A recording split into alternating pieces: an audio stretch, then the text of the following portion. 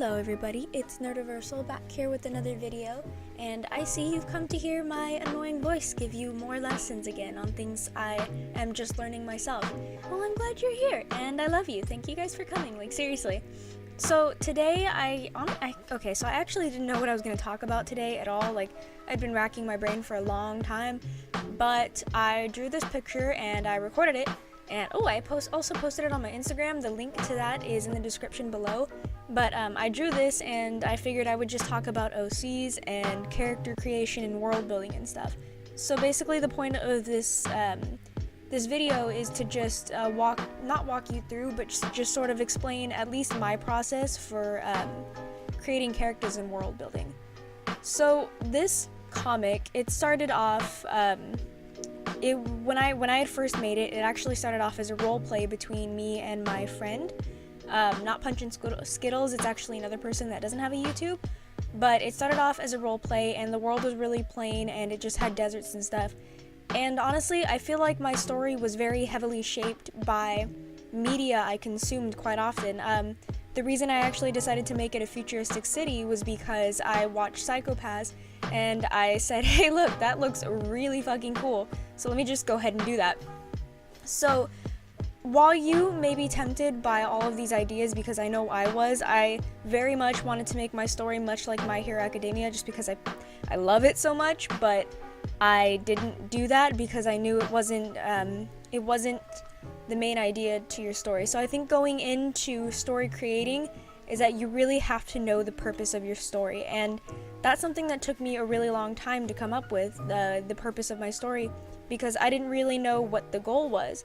I didn't really know what the story was about, what any underlying themes were, and that was the funnest part to create for me, but it's something I held off on for so long because I thought it wouldn't be good. But I think you should really know the purpose of your story before you go into even character designing and stuff. So based off of the purpose of my story, which I ended up deciding to make it, there we go, okay. So it's learning to come out of your shell and learning to be less cowardly and not really care what other people think.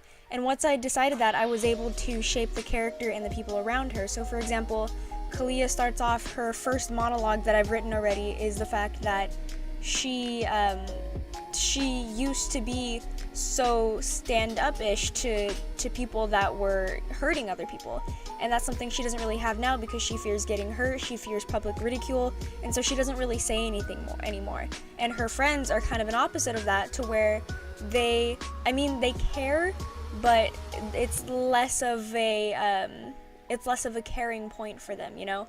Like, they don't work that into their entire daily lives that it becomes a problem for them.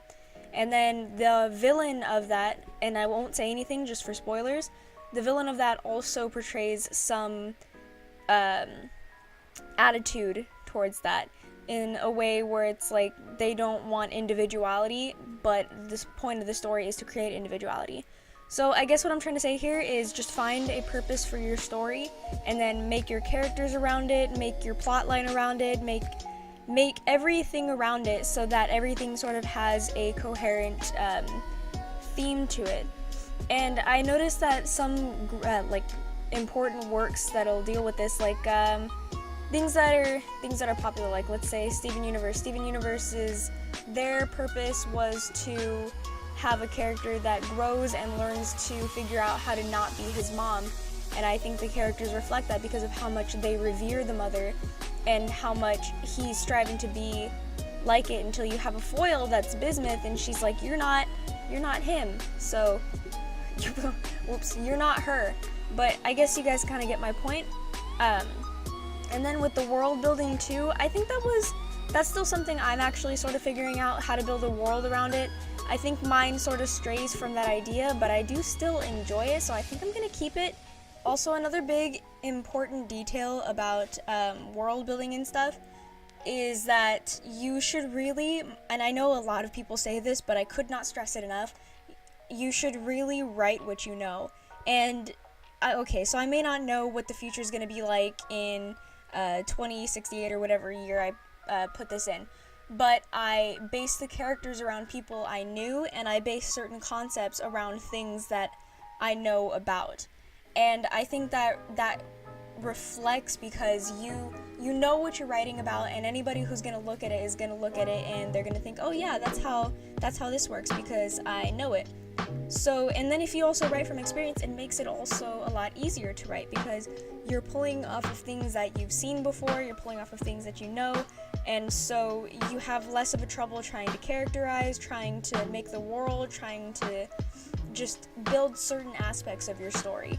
So if you want something that seems more coherent and seems more real to people, like let's take Sword Art Online for example. Not a lot of people like that show personally because it just feels so, well, for various reasons, but one of my personal reasons is that it just feels so, like, what's the word I'm looking for? It feels so fake, and that's the same with like a lot of animated movies that could come out, like I won't name any, but people tend to not like them. Oh, well, I could name this one because I know everybody hates it. Emoji Movie. Nobody likes it because it just feels fake, it feels cringy, it feels like a money grab. And if you don't write off of your experience, then it might feel like that because you're just trying to appeal to the masses. And so I know this was a really long rant, and I'm really sorry, but I hope you guys enjoyed this, and I hope it provided some sort of insight. Even though I'm still learning, you might learn from me. But thank you guys for watching. Oh, and the characters I drew from this, they are my main 4 for my story. So they're my most important characters, and I love them. So thank you guys for watching. Bye!